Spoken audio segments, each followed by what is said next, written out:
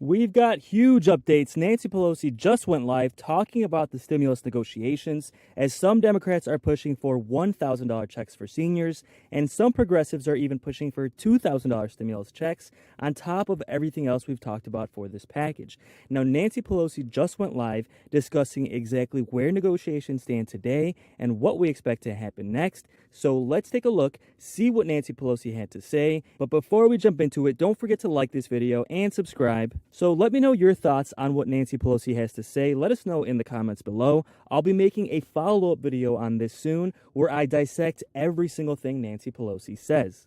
Focused on building back better. The Europeans and others from all over the world, the G20, were interested in what was happening here. And of course, these discussions went into the nights because of the time difference. We have some important decisions to make in the next few days so that we can proceed. I'm very disappointed that we're not going with the original $3.5 trillion, which was very transformative. But in the whatever we do, we'll make decisions that will continue to be transformative about women in the workplace. So transformed because of childcare and universal pre-K, which sort of go together, the child tax credit, home health care workers. Men benefit too, but largely women, and women are those caregivers as well. So not only to free up women to go into the workplace for their own professions and interest, but also to recognize the work that women do in providing that health care, issues that relate to family and medical leave and the rest. The Build Back Better is three baskets. It's climate, which we spent some time talking about already, health, jobs, security, and moral responsibility. It's healthcare, the issues that relate to the Affordable Care Act, Medicare and Medicaid, and family care. I mentioned some of those issues already. And so whatever we do, it will be transformative. It will produce results. And we are very grateful to our president for saying, I want to pass the bipartisan legislation on infrastructure, but I will not confine my vision for the future to what can be in that bill. Hence, we need the Build Back Better. In addition to that, of course, and that, again, let me just say, that's really a very important jobs bill. It's a jobs bill, and it's a bill about our children, and it is about our values. So I'm pretty excited about the prospect that we have to make some difficult decisions, of course, because we have fewer resources, but nonetheless, no diminishing of our commitment to a transformative agenda for the children. As you know, we're back today to do the debt ceiling, and this will go until nearly $500 billion until December 3rd. In the meantime, we'll be working to try to have bipartisanship, as we always have had on that legislation. I just want to, let me just say some of the things that could happen if we do not achieve that. We could, if we don't lift the ceiling, it could be a loss of 6 million jobs, $15 trillion in household wealth, and drastically increase the cost. Do you have a credit card? Do you have a car loan? Car loans, mortgages, student loans, credit cards, and other borrowing. So domestically, and when I say domestically, I don't just mean within the United States, I mean at the kitchen table domestically. It will have a tremendous impact. It's about the economy, bigger, preventing decline in the GDP of up to 4%. The GDP could go down, and a surge in the unemployment rate as the economy. Right now, we're recovering from a pandemic. We don't need that. And then, just to say what it does globally, a default would send shockwaves through global financial markets and would likely cause credit markets worldwide to freeze up and stock markets to plunge. Employers around the world would likely have to begin laying off workers. Again, this is a report from the White House on that, so I refer you to that. And again, it's about kitchen table, it's about our economy, global economy, but it's also about our Constitution, which says the full faith and credit of the United States shall not be in doubt. 14th Amendment, Section 4. So is the validity of the public debt of the United States authorized by law shall not be questioned. Okay? Any questions? Let me see who had to reward those who are here the most. That's the way it goes. Well, let me talk to some of the women first, and I'll come back to you, Mom.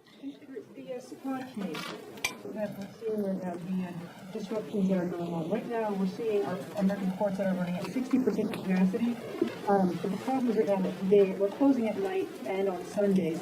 And do you think that the president right now should be talking to the unions and perhaps asking them to loosen up some of their worker regulations as to when they should be working so they can be working more often, and we should be able to start off our supply chain? Well, the supply chain issue is not just an issue of what happens here. The supply chain is an issue globally, and that was something that we talked about at the meeting, because there are obstructions in other countries of product even making it to the ships to come to our country. Yeah, we've got to address that issue because it has a direct impact on everything, because we are so dependent on global trade and our trade going out as well. Yes, sir. Speaking of your letter last night to the caucus, you said that you should be doing, you need to do fewer things well. That was the guidance you got from the members. So are you suggesting that this package may ultimately drop either universal pre-K, child tax credit expansion, tuition-free community college, paid family leave, or even the Medicare expansion? Well, let me just say that at $3.5 trillion, we were doing everything well. So not a question of now we're doing it well because it's less money. But the fact is that if there are fewer dollars to spend, there are choices to be made. And members have said, let's get the results that we need, but we will not diminish the transformative nature of what it is.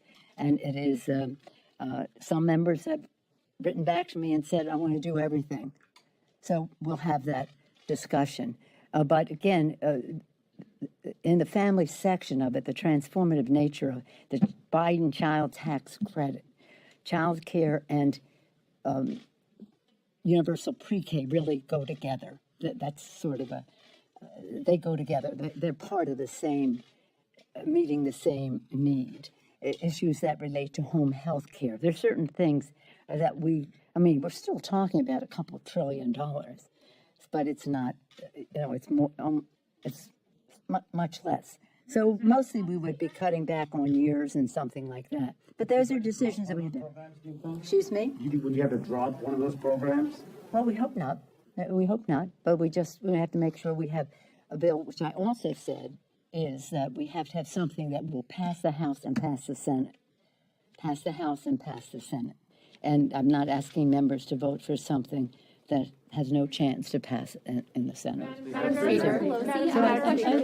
I'm optimistic that we will get to where we need to be in timely fashion. Part or two parts allowed? There are a lot of questions here.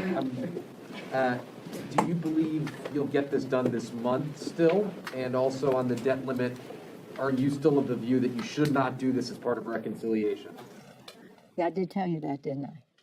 No, I don't think you did, actually. I think you said... Well, you asked me and you forgot. You said, are you going to do it in reconciliation? I said, no. Well, it's only extended for about a month. Maybe I didn't recognize you from that. Is it? I'm optimistic that these decisions have to be made. There's been a lot of discussion, and we are a Democratic Party. We are not a rubber stamp or a lockstep party. We have our discussions, and I'm very proud of the values that all the members have brought to the table, the knowledge of the issues that they're advancing, that they bring, and the realization that even at 3.5, you have to make decisions.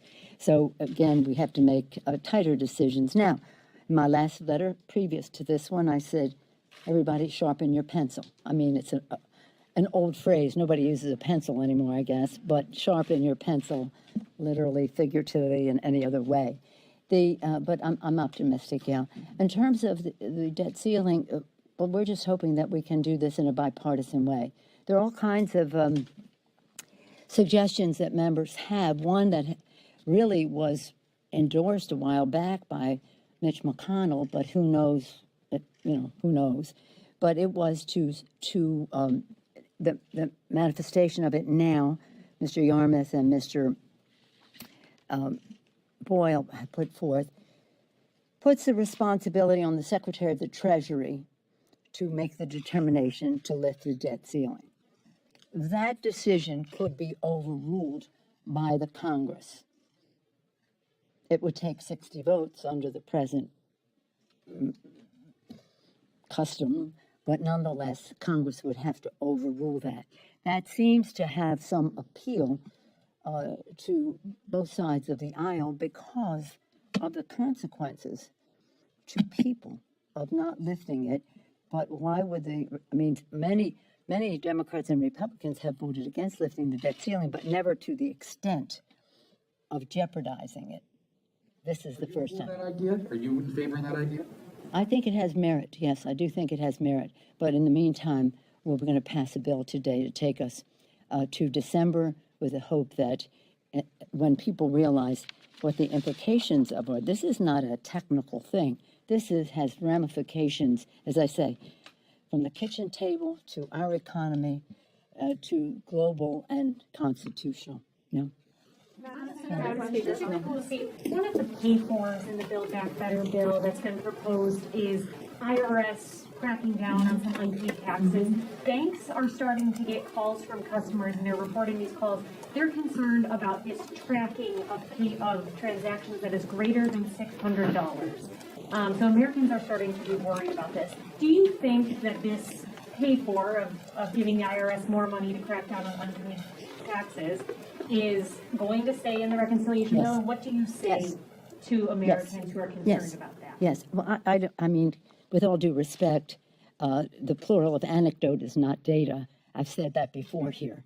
Yes, there are concerns that some people have, but if people are breaking the law and not paying their taxes, one way to track them is through the banking measure. I think 600, but that's a negotiation that will go on as to what the amount is. But yeah. Thank you, Madam Speaker. Our latest CBS News poll shows that only about 10% of Americans describe themselves as knowing a lot of specific things that are in the reconciliation package, and that the majority don't know anything at all. So do you think you need to do a better job at messaging, and going forward, how do you sell this if ultimately you have to? Well, I think you all could do a better job of selling it, to be very frank with you, because every time I come here, I go through the list. Family and medical leave, climate, the issues that are in there. And but it is true, it is hard to break through when you have such a comprehensive package. But as we narrow it down and put it out there, I think that it will. For example, one of the things in the bill is the continuation of the Biden tax credit, that is child tax credit, that is in the was in the rescue package.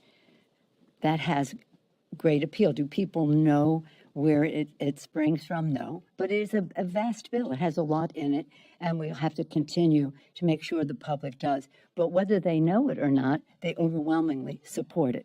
And by the way, women much more than men. Men like the infrastructure, this one. Yeah. Madam Speaker, the first to go to get the price down to the price of the package down? Excuse me? What would be the first to go to get the price of the package down? You must be kidding. That's a negotiation. That's not something that I would be announcing here, and I don't even know what that would be. No, what would be the first go? What would be probably in timing, that the timing would be reduced in many cases to make the cost lower. But it only would be in such a way that does not undermine the transformative nature of it, because some of it has to have enough money in order to have sustainability that can be counted on. So again, the first thing would be timing. Thank you. Thank you all.